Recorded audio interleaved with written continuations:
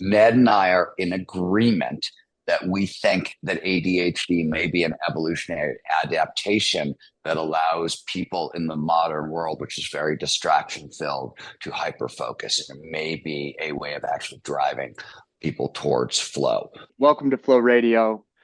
I'm Ryan Wicks, Chief of Staff at the Flow Research Collective, and today I'm joined by our Executive Director and best-selling author, Stephen Kotler, and our Chief Science Officer, Dr. Michael Mannino. This is a special episode of Flow Radio. We are joined by 50 plus of our clients at the Flow Research Collective, and they have come today with the burning questions that they have about peak performance and flow science and application into their lives. We'll be covering physical flow and endurance, attention management, flow and healing and creativity, general flow science, as well as bridging the gap between structure and spontaneity. And we're going to get into a whole host of other topics. So we're really excited for this one. Stephen and Michael, one of my favorite flow questions that came into us for this call today was from one of our clients. Moran, I hope you're on the call. If you are, please go ahead and take yourself off mute because you have an incredible story. You're brand new into endurance competitions. You've been training for Ironmans, which you have never done before, but you started out by doing a swimming competition in Israel where you took a podium spot. You actually won the thing.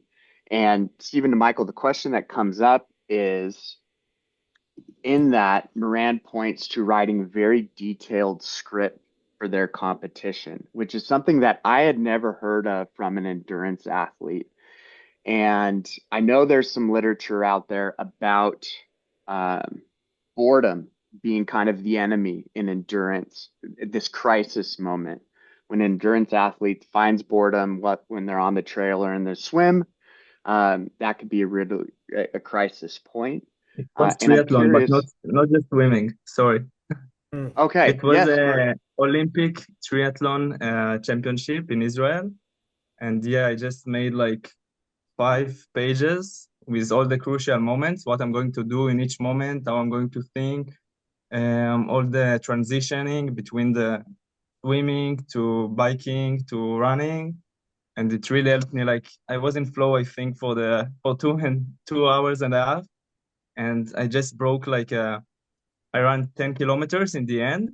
And I broke my record on 10 kilometers without swimming and biking. It was crazy. Yeah. It's a cool amazing. story. Yeah. So one, Michael may jump in and say that I know nothing about scripting and athletic performance.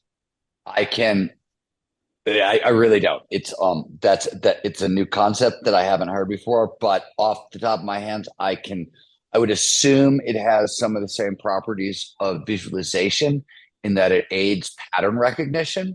So I would assume there was a lot of, oh, this is not as unfamiliar as I thought because I scripted it out moments, which in my experience consistently keep the challenge skills balance lower, right? Keep you in that challenge skills sweet spot.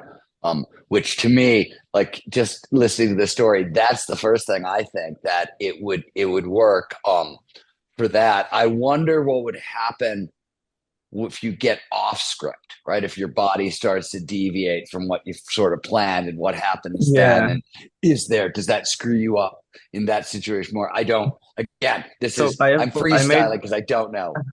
I also made a list of problems and scenarios, like what I will do if this problem will come. So I will do this. If this problem will come, I will do like that. Yeah, like how I will behave in real time if something will happen.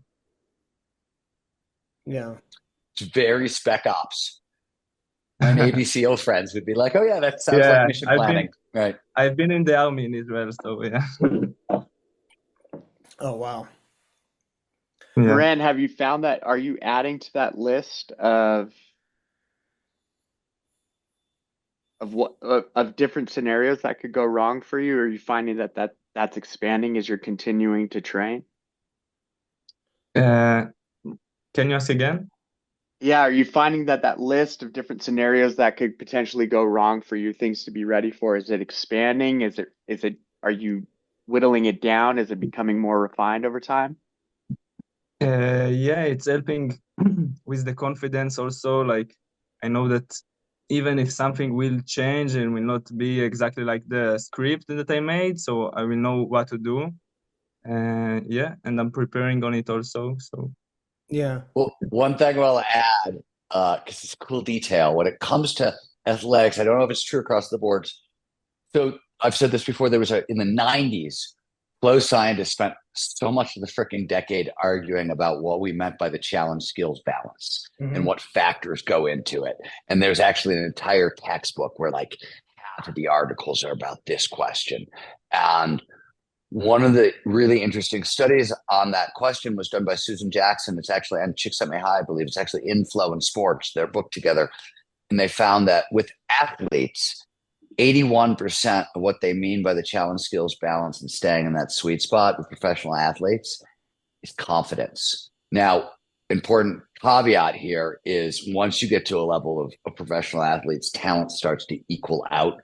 Everybody's got a massive amount of talent. That level, talent is much more equal at that level. But once talent starts to equal out at that level, 81% of what we mean by challenge is actually your confidence level, which is interesting. It tells you a lot about sort of the link between mind and body for sure.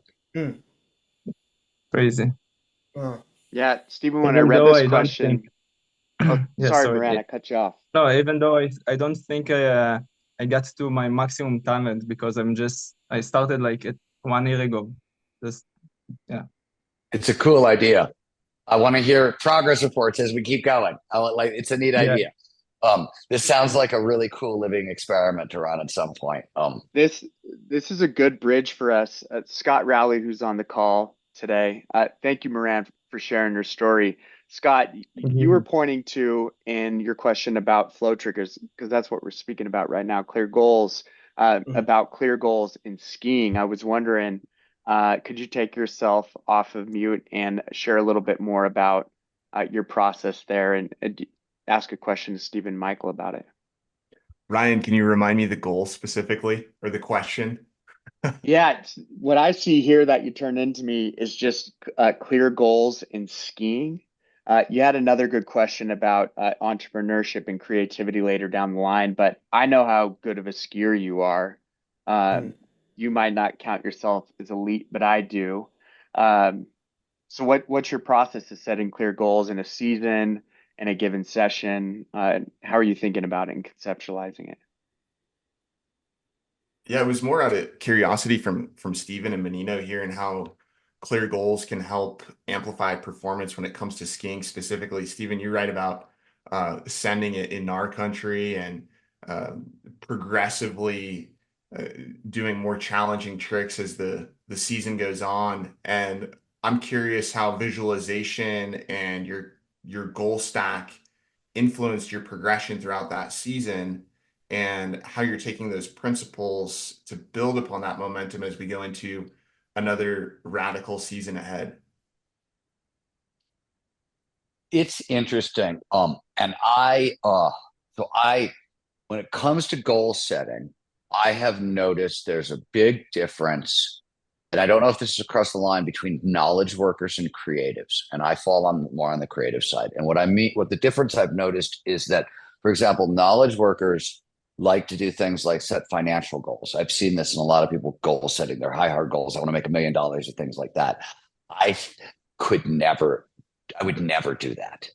That would to me be asinine, like setting a ski goal. I'm really, really cautious with those things. With ski goals, I'm cautious because I'm cautious.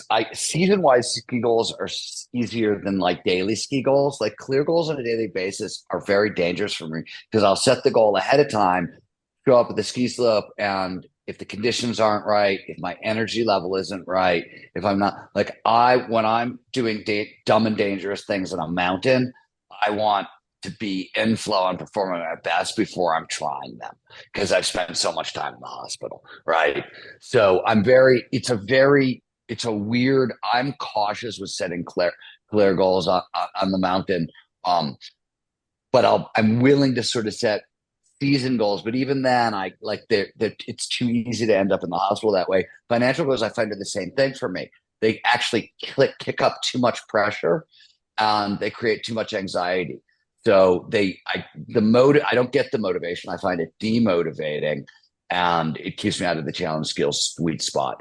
So I usually set process goals, and even for ski seasons, it's process goals. I want to be better overall, and there's a bunch of stuff that falls under the heading of better, and I want to progress every day I go to the hill, which means I want to try something on that list, perhaps, but I want it to match my energy level and where I'm at, and things like that. And I'm really sort of more cautious that way. Whereas when I'm setting writing goals, because I've met so many of them over the years, I'm willing to set totally crazy, outrageous, insane time says, like, all the things I won't do with skiing or money, I'll do with writing.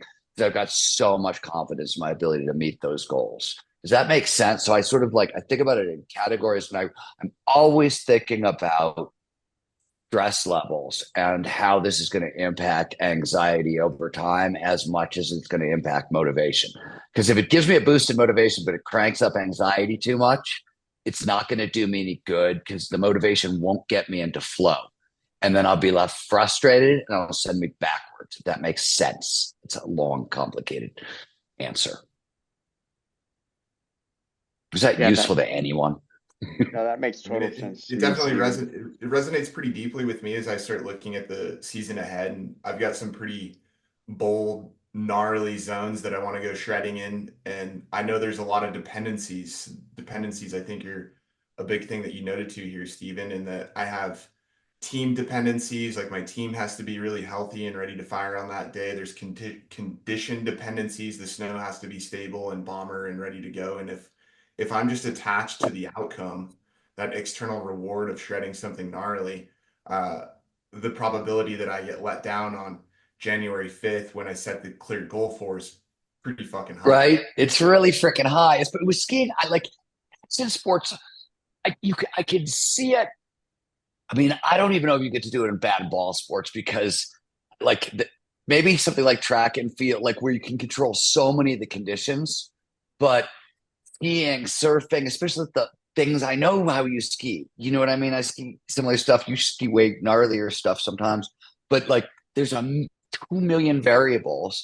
And the other side is, if I'm deep in flow, I don't give a flying fuck if the 50-degree chute is iced over. Okay, bring it on. I can dance on ice today. Cool. That's inside my challenge skills sweet spot. And almost every other day of the season, that's a no kind of thing, right? So I want to give my space. I give myself space, and this is just years of observing myself, kind of as an athlete. When do I go to the hospital, and when do I go home safe, kind of thing, and when do I go home actually having progressed myself? And for me, if I'm not playing, I'm not progressing. I can't usually force myself into progress. It doesn't work that. Almost in anything I do, play is the gateway to progress for me. Yeah, I dig that. Thanks, Scott. Shannon, Keegan, if you're on the call, I think you've got a great question about swimming.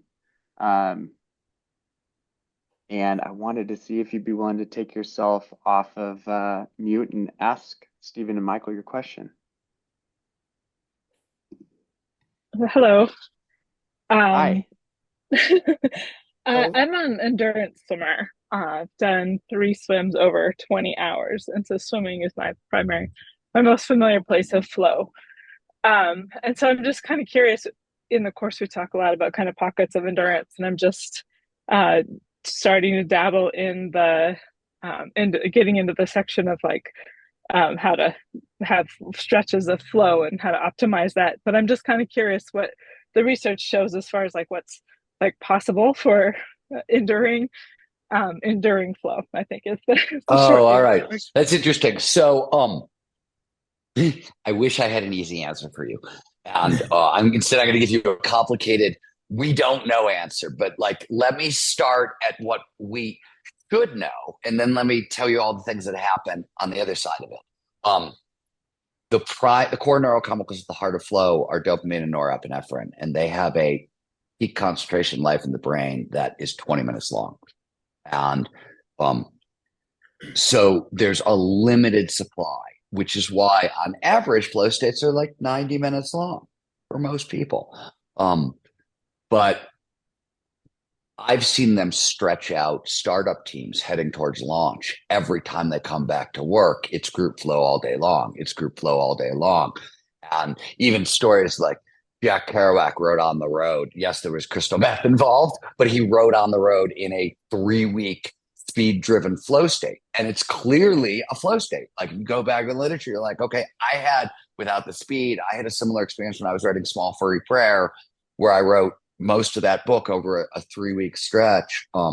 Similarly, without the crystal meth. And that was my experience, where every time I went back to work, I'd pop back into flow. So we've seen all of those things. What I think is actually happening is that you're not staying in the state consistently, because we know it's a 4-stage process and you have to move through the cycle, and the neurobiology is kind of undeniable on that one. I think what's happening is that you can definitely stretch out a flow state longer. And my simple example is what started out as a 90-minute writing work block every morning to match circadian rhythms and your natural kind of focus and alert thing. I've now stretched it out into 4 hours. And if the writing is going well, 3 of them are probably spent in flow, and that's a daily experience. And I could, so I believe it's possible to stretch it out. But one of the things that I've noticed about stretching it out is it's not as high of a high. So I think there's less, the focus is there and the creativity is there and everything is there, but the dopamine is lower. And I think one of the things that has happened, and one of the ways to get there with that, is I've become less and less attached to the high that comes along with flow, because I found that loving that high actually blocks getting into flow the next time. Like, in a weird way, you ride it too high. I don't like to ride it as high as I used to anymore, because I find it's more exhausting. It takes all your dopamine, and then it's harder to get back in. So I think there's sort of like a middle path of flow, if that makes any sense, that sort of allows you to elongate it that way. But I also think that tends to work in periods. Like I say, it worked for people for a couple of months leading up to a thing. And then there's a period where that's not going to be the case for a while. And the truth of the matter is, there's so much more work to be done on this particular question. It's also a question of like, if we define flow by networks alone versus neurochemistry, that might be a slightly, right. That's a different thing also. And right now we don't have a standard neurobiological definition. Michael, what do you think? Yeah. So if we look at this from the perspective of neurobiology and the level of the brain, I think there's a couple of things to mention. And yeah, Stephen, I agree with you. There's a lot of more research that needs to be done on this. But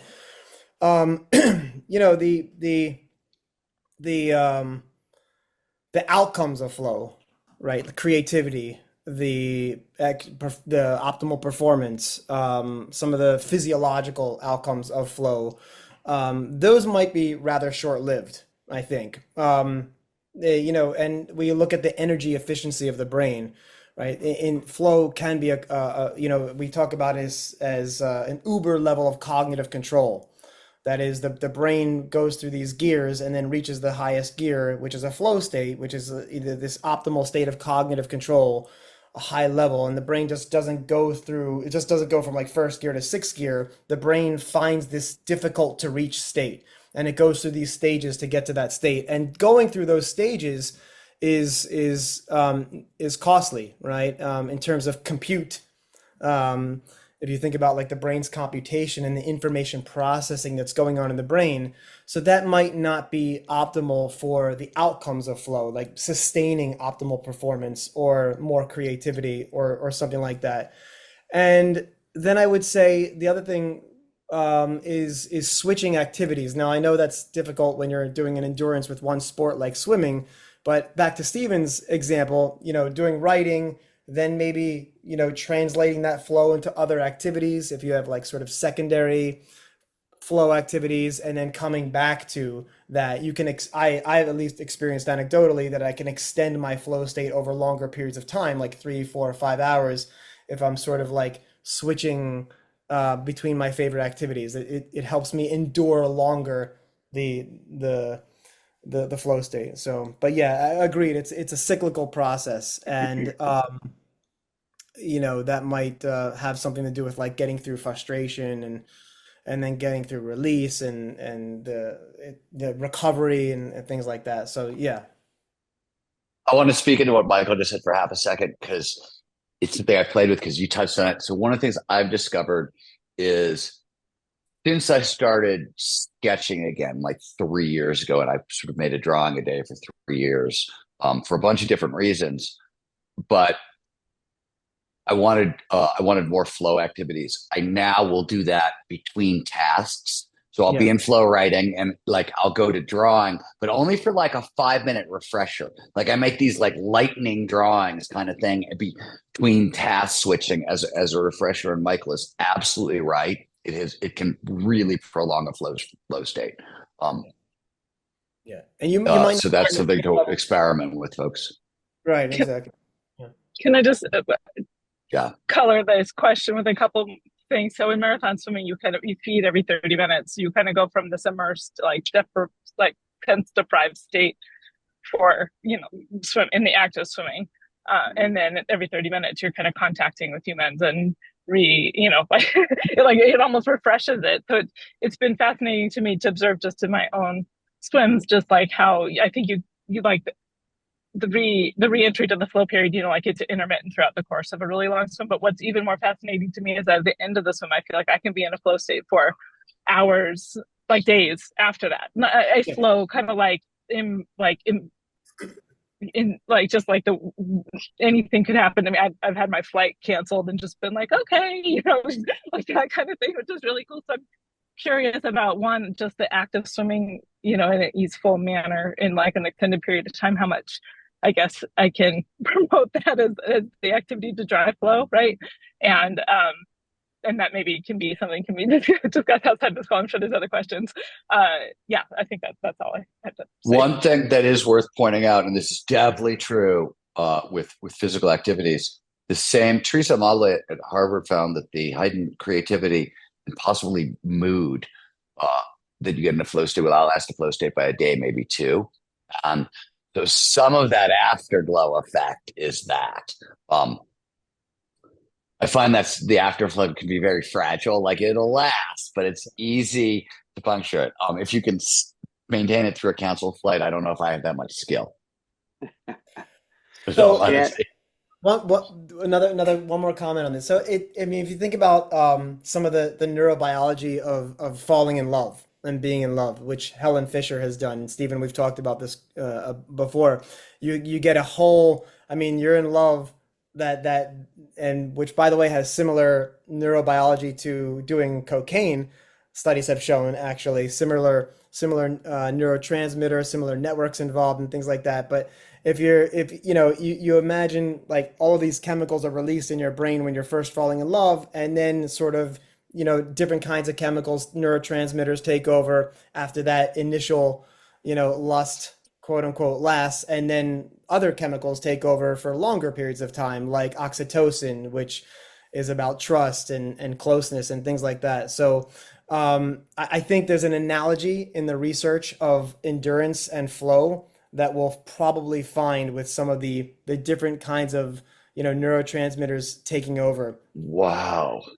But that's love and endurance sports. That's speculation. That's an interesting bit of speculation. All I right, was let's trying get to to the dive next into question. neuro- That's Okay. interesting. All right. Yeah, That's cool. that's cool, Michael. Thank you, Shannon. Shannon, really quick, I did drop Simon. a study that I found for you into the chat, and I'll make sure that you get it in school. But the basics of it was just that mindfulness practice assisted college swimmers in their performance. So something to check out there. Thank you very much. Yeah, you're welcome. very welcome. All right. Michael, that what you just shared with us, man, has me so curious. I'm gonna start digging down a rabbit hole because of you, and By the way, distract the myself Helen's from other tissue, I work mean, I have it's to get done. dopamine and norepinephrine. Yeah, yeah. And then endorphins and some it's the same profile as flow. You just get more Same profile. neurochemicals in flow too.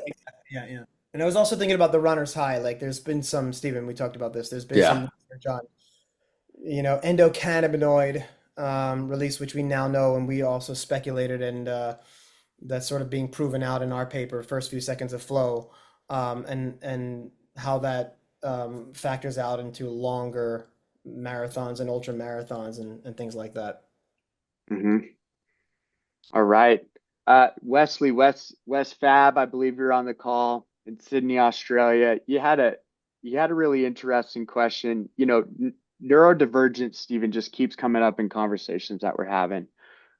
So number one, I thought it would be worthwhile. I love your perspective on it. I think it just really, for me, just kind of centers the conversation. But Wes, you were talking about some questions you had about ADHD, and we'd love to hear from you. Great to talk to you guys. Thanks for your time. Yeah, it's just that constant like flipping out onto something else rather than getting through the struggle and dropping into the flow. And so for me, I think that's why snowboarding for me changed my life. Is I ended up working for Burton, Volcom, traveled the world, because it was the first time in my life where I was in a setting and the noise dropped away. And I was like, didn't even know I could get into that space of just being present in the moment. And yeah, it's interesting because that last comment you made on oxytocin, I wonder if like repeated flow experiences attached to, say for me, dropping into a run of powder or wave, over time I build a relationship with it and I'm falling in love with that sport. Like the oxytocin, I'm sure it's not oxytocin, but sometimes it feels like that. And then that enables my ADHD to drop away and I can really focus on that.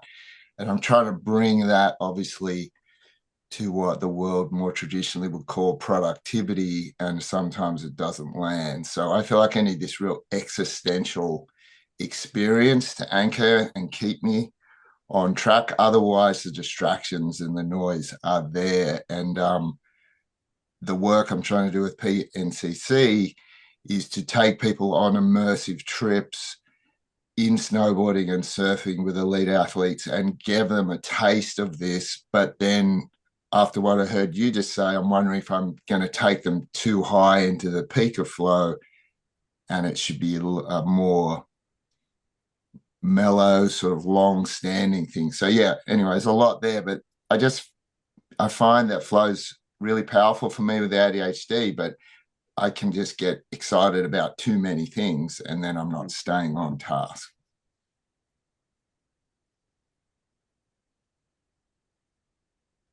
You want to start with that, Stephen, or? Sure, I can. So there's a lot of stuff here. Let me start at the top with neurodivergence, then I'll speak into ADHD, and then I'll talk about the surfing and snowboarding thing for a second. So I said this earlier in the week to a group I was presenting to, where there was a neurodivergence question, and I am very, very, very, very, very, very, very, very, very suspicious of that term. And the reason why is if neurodivergence is a real thing, then there has to be a normal. There has to be a baseline. There has to be a comparable. And there's not. There's no comparable. There's no baseline. There's no normal. There's no person we point to and say, yeah, that's normal. We should all be that. Like, no, it's all made up. Like there's no normal. And on top of that, it's similar things around like questions of we're also always all the time massively chemically altered by the air we breathe, by the food we eat, by the relationships we have. Everything is altering our neurochemistry all the time, and there's no baseline normal. So under those conditions, how does that term actually make any sense? Okay, that aside, I think we all have slightly different brains, but I will say that Ned Hallowell, who's the Harvard researcher who coined the term ADHD and is an old friend of mine, who was on my board of my first company, Ned and I are in agreement that we think that ADHD may be an evolutionary adaptation that allows people in the modern world, which is very distraction filled, to hyper focus. And it may be a way of actually driving people towards flow. Certainly, man, the incidence of ADHD in high achievers is significant. And the incidence of ADHD in high achievers who have long-term success using flow to manage their focus, boy, is that everywhere, right? Every discipline I've ever been in, that is a repeated experience that I've had. But on a last front, when it comes to the idea of taking people surfing or skiing and giving them like real peak experiences, that's awesome and that's cool and that's neat. But always remember, what works for you is not going to work for other people, right? Personality doesn't scale, biology scales, and really extreme experiences work for people who have really high risk tolerances, and usually actually are a little more extroverted, right? Because you're taking a group out. So I'm really introverted, and you put me in a group and you put me in a high pressure situation, and it's worse for me. I'll perform even worse. Right. I don't like, that's like a public display. I don't like that experience at all. So to get the experience you want for your customers, I would literally be really rigorous in my application process. I wouldn't take everybody. I would look for people who, right. That's how I would think about that. And that's about like who you're taking on as clients. And also, as from personal experience, run the experiment with lots of clients also, right? Like learn what all those things mean. Definitely don't just take my word for it. Run the freaking experiment, of course. But that's sort of the high to medium to low level way I think about what you just said. Michael, is there stuff I missed in there? No, I don't think so. There is some research on the relationship or the intersection of ADHD and flow. We know ADHD amplifies novelty seeking, distractibility, impulsivity, especially with like decision making, and things like that. So they're a hyper focus, right? And so I think there are ways, if you understand your own flow triggers and the flow triggers of your clients, let's just say, external and internal flow triggers, then it really behooves you to double down on aligning the appropriate flow triggers and the activities themselves, like qualitatively speaking, not quantitatively speaking, with those qualities that ADHD sort of, and I agree with everything Steven said, but double down on hyper focus, novelty seeking, minimizing distractibility to minimize cognitive load. So that's some of my recommendations. There's very little science and research on that. There are a couple of studies. People are working on that, but there's still a lot of conclusions that people are still drawing. I would also like to point out, because I've seen in the chat that people have pointed at Gabor Mate's book. And as I said when we talked about trauma, I think Gabor Mate is a very nice man. And we have a lot of friends in common. I think his science is very questionable. He's making huge, sweeping, overarching conclusions off a study that was done with less than 100 people. And not a lot of people have duplicated his results, and huge amounts of the population disagree with him, et cetera, et cetera, et cetera. But he's captured the trauma narrative along with Bessel van der Kolk, somebody else whose science I don't like at all. And I've spoken into that. So I just always, anything that's useful, I'm fucking happy as hell that it's useful to people. I really am. Like, I don't like, there's lots of stuff that doesn't make sense scientifically that is incredibly useful to individuals, and I'm for it, right? I really am. I just like to point out that, like, with some of that stuff, you have to sort of grain of salt around what we know and what we don't know. is just how I like to think about it. And of course, I'm a curmudgeon. I think asshole might be the other term, but I'm going to use curmudgeon today. Stephen, Like that. let me just comment a little bit on your comments about neurodivergence, right? I agree. I think I think there's like, we have to look at neurobiology as a spectrum, a gradient of things.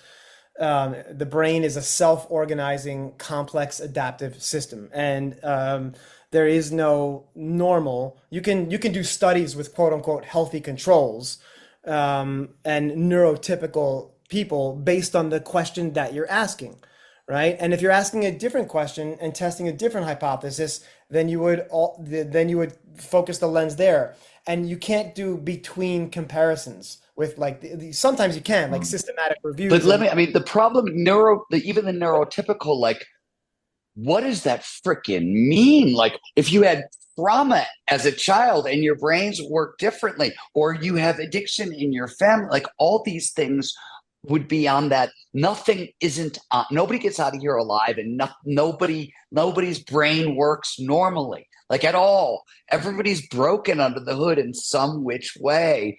And neurodivergence is a way of saying, oh no, I'm special and I'm a victim. That's what I see people doing it as. Right, it's a way to like kick off I'm responsibility, and I'm not down with it. I'm on every spectrum you can imagine. I am not disagreeing with you at all. I agree with 100%. Everybody's brain is different. Nobody gets out of here alive. But then there is something called the DSM, right? The Diagnostic and Statistical Manual. The DSM exists so insurance companies can get paid for like patient reimbursement. It's fine, but like, let's talk about what it's used for.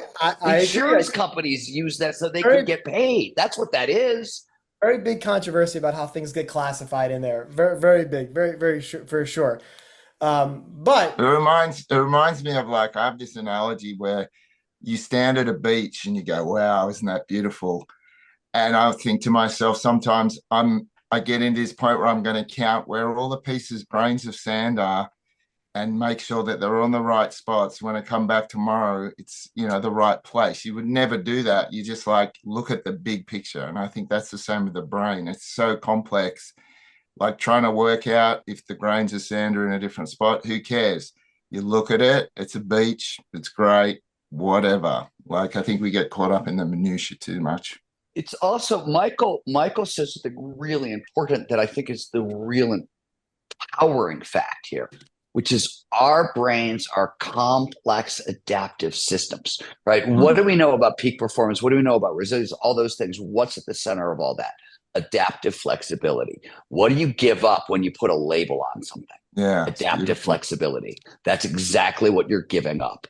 That to me is not an okay trade from an individual empowerment standpoint. Like, I don't know why you would give up the very thing that gives you power and that we know is what the brain is. The other problem I have with labels is, and this is the problem I've had with the social justice movement, and by the way, like, nobody has been more for the causes of the social justice movement than me. I've spent my life fighting for all of those causes, but all the different labels people want to put on themselves at this point, the brain does us, them divisions all the time. That's what it does, right? The first thing the brain does when it sees movement, the most primitive thing we can do as living systems is it says, is this thing like me or not like me? Because if it's like me, maybe it's my friend, or maybe I can fuck it and reproduce. And if it's not like me, either I should run away or maybe I should go try to eat it. That's fundamental division. So the minute we put a label on something and say, this is not me or this is me, we start creating prejudices and biases. So the very thing all these terms are supposed to remove are actually creating and worsening the very problem.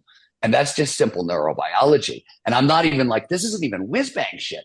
We've known this since the 70s. Like, this is not cutting edge or anything. This is like really old freaking news. So I don't we have these arguments that I'm just like, wow, this is really debilitating. But once you put a label on something, you can suddenly raise funding and you can do a lot of things that you can't normally do. It becomes very political. And from a peak performance it, standpoint, I it's a just think That it's a double-edged little plays a sword. dangerous. positive role too, You could do because science too. it plays a positive role in one sense. Not, I totally agree with what you're saying, but explaining something like flow process. So for me, I read Csikszentmihalyi's book on a boat trip in Indonesia like 10 years ago. And I never I liked the fact that I kind of had an explanation for it. But then when I came across what you did with Art of Science, Art of Impossible, and this course, it's helped me finally realize for the last 10 years I've had imposter syndrome because I'm trying to grind shit out like everybody else does and go, oh my God, these are my people, in a sense of I can drop into a flow state. And literally in the last few months, my imposter syndrome's dropped away and I've gone, there's another way to get to performance that works really well for my brain. And yeah, I just want to say, like, different people are going to come at your work from different angles, and I hear what you're saying about the labels. So, anyway, thanks so much. Appreciate You're your welcome. time. And I see the discussion on labeling and what is the alternative. And one, I don't know, because I often, like in conversations, if I need to introduce myself in shorthand, I'll tell people I'm an old punk rocker from Cleveland. And that's as much of a label as like neurodivergent or take your pick, right? And it's a shorthand and it allows me to sum up a lot of things about myself. But I mean a very, very, I don't mean what most people, like whatever your version of punk rocker is probably not what I mean by the term, right? Curmudgeon is laboring. Ross, you're right. Go home. We don't need you on this call anymore. I'm done with you. I will, Stephen, I will agree with you about the labels, but it's like, beliefs, right? You've heard the phrase, I have strong opinions, but they're loosely held. I mean, labels you can do science with labels too. And it is a double-edged sword in like everything in biology, by the way. But I will say, like, I just want to bring up a study that might be relevant for this conversation that's actually relevant for the previous two questions that we talked about too. And Stephen, we reviewed this study.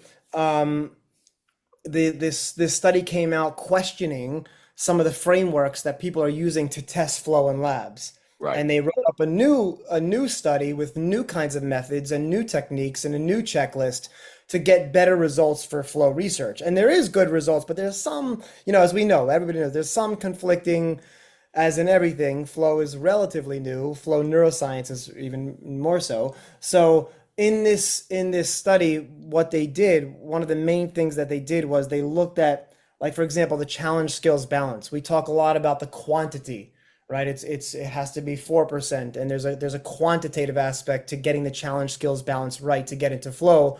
But there's also the qualitative aspect. What type of challenge is it? And back to your, Stephen, point about biology scales, personality doesn't scale. That was the whole point of this study. They were trying to look at more personalized aspects of getting people into flow, because flow experiences can be qualitatively different for different individuals under different conditions, with different strengths, with different values, and different kinds of flow triggers. So, and now we're extending this to ADHD in this conversation, right? Not just healthy controls that were done in these studies.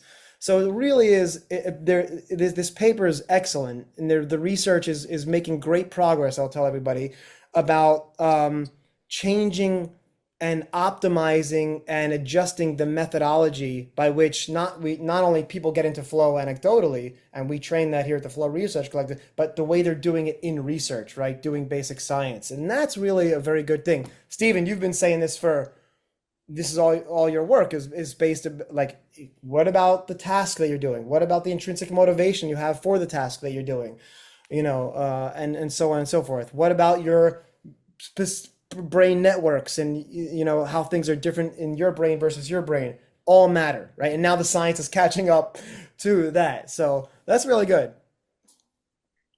Right on. Thanks, Michael. I'll be sure Michael, to get that those are all study good to points. everyone. Yeah, that's a great. Those are good points, and that's a great study. Yeah. Mercedes Guzman, you had a great question about using. Wait. Okay, go ahead. Sorry, Philip. That's really funny.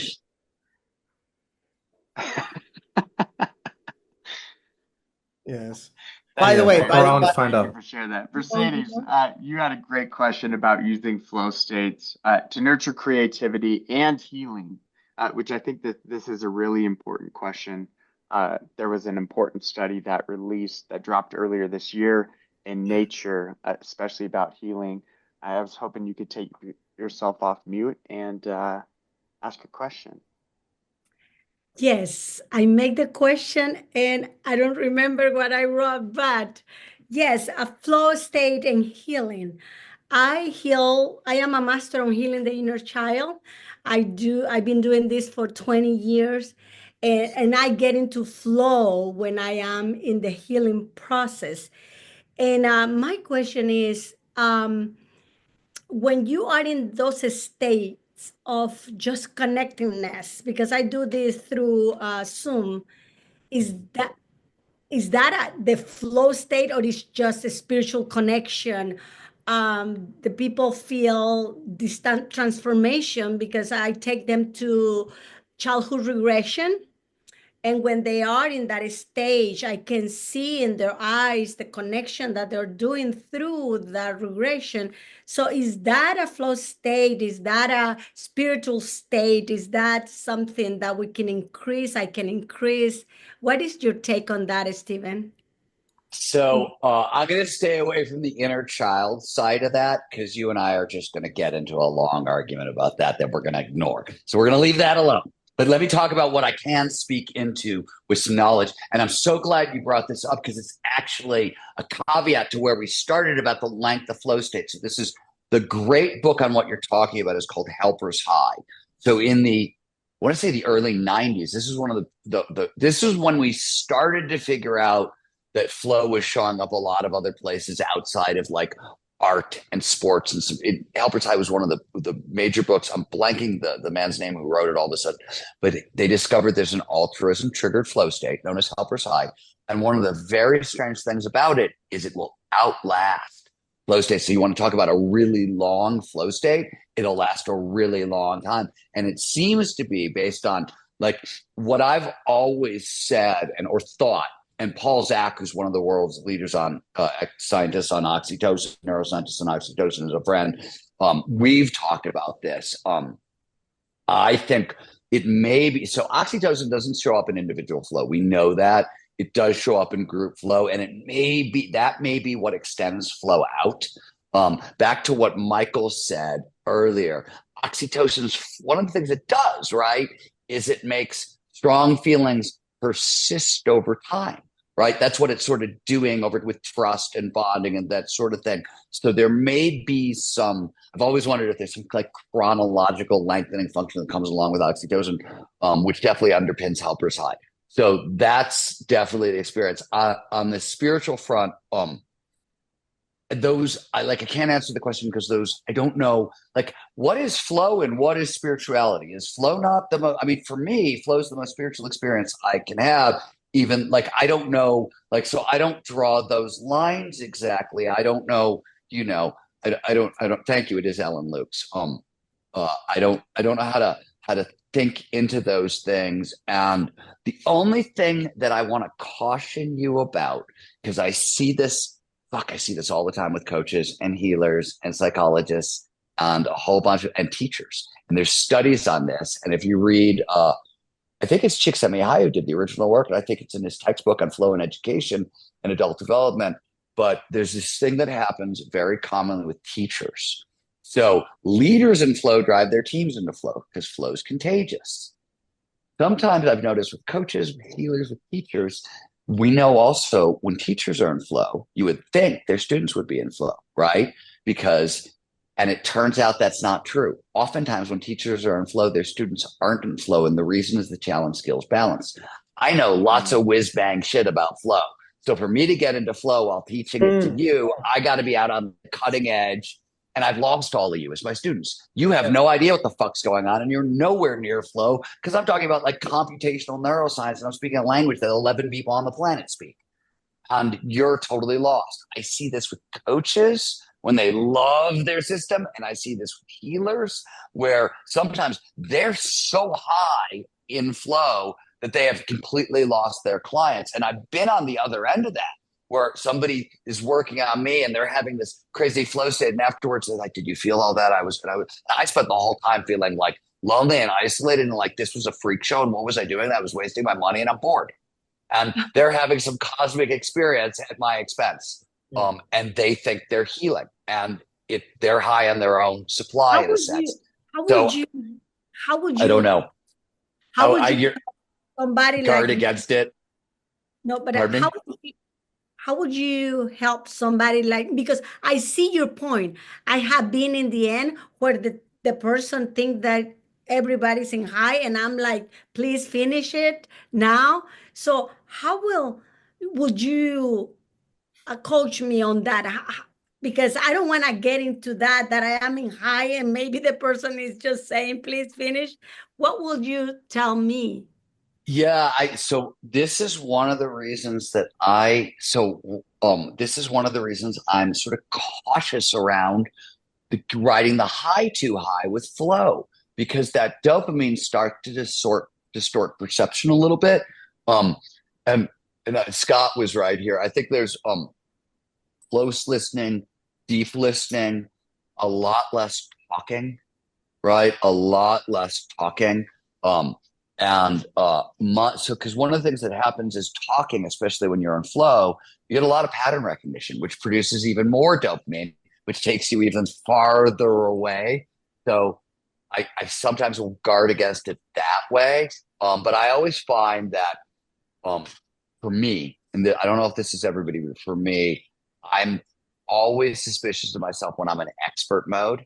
And I find myself resistant to asking questions and resistant to, like, you see me, if you contradict me, I'm usually really open and immediate. But if I go into expert mode and I'm not, and I've got something, got a fixed mindset around it, that's always like, those are the signs that I'm, out of whack with the situation that I sort of look for. It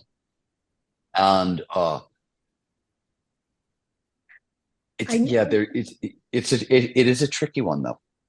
But I needed to hear this, Stephen, because I was in that end this past weekend with a person, and he was in flow, and I was just so tired. Right, you've been on the other end of it. You're like, what the fuck, right? Like, thank you. I used to, I saw it a lot with. But I love what you say, expert mode, and a lot of let's talk less and listen more, and not be the expert mode. That, oof. You answered my question. Thank you. Good. Okay. Then I was useful. Michael, how do you experience this? You're a professor. You're in the classroom. You're teaching neuroscience. You're teaching AI to large, very diverse, students. Yeah. Stephen, when you mentioned that, I was thinking about my own experiences, and like, I can tell you, even this past semester, I've been in flow teaching, and totally in flow, lost track of time, everything, and I don't know if my students were in flow as well, but there are times, like, back to the mismatch between the challenge skills balance. That's what you said was one of the causes. The challenge is too great for the students. The challenge is just right for them.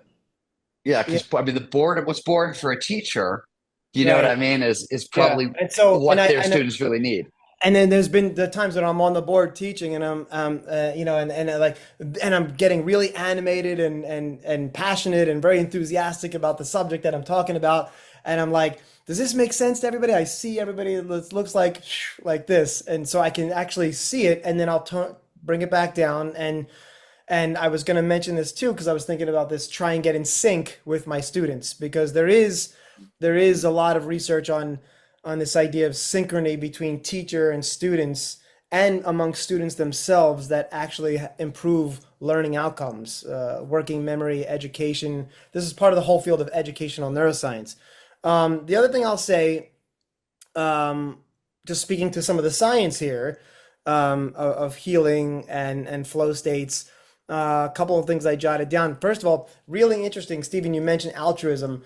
There's this notion of interoception, which we talk a lot about at the Flow Research Collective. That is being sensitive to what's going on inside your body, right? You're being sensitive to your heartbeat, the temperature in your body, the pain, the emotions you have, all of these things.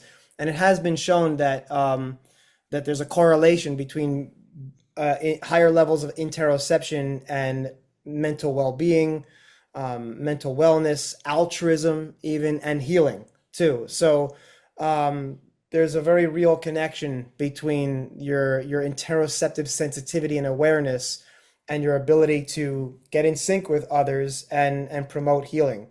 So, and just the idea of your parasympathetic nervous system, which is the rest and digest and the more calming aspect, having altruistic behaviors, wanting to heal others and wanting to help others and volunteering and that kind of thing. So that's a factor that plays into just human performance in general. Some of the research shows that. And then the last thing I'll say, Stephen, we talked about this study before. This is not so much like sort of psychological healing, but I'm sure it extrapolates to that. But there's a whole field of what's called psychoneuroimmunology. And this is the relationship between the brain and cognition. Disco baby. And the immune, I knew you were going to say that, and the immune system. And so there's something called social psychoneuroimmunology. And so that is like this social cognition aspect of the coach, the psychotherapist and the client, and getting in sync and immune systems aligning and that having an effect on better therapeutic outcomes. So very, very interesting research that has been done on that. And then one more interesting study on wound healing, which might not be totally relevant to this, but it is healing. So I wanted to mention it because it's such a fascinating study, but it has to do with time perception, which is also involved in flow. And so what this study showed was really exciting. They showed that your wounds heal quicker if your perception of your time is quicker. And the slower your perception of time, the slower your wounds heal. So this has a real impact into our mind-body connection, number one, but also your physiological ability to heal physiologically and your ability possibly to get into flow to change the perception of your time. So do you think that's true for psychological wounds? Like somebody who's going through a heartbreak or divorce, like if they're like, God, this drags out like this, do you think the heartbreak lasts longer? Or do you think it's just physical wounds?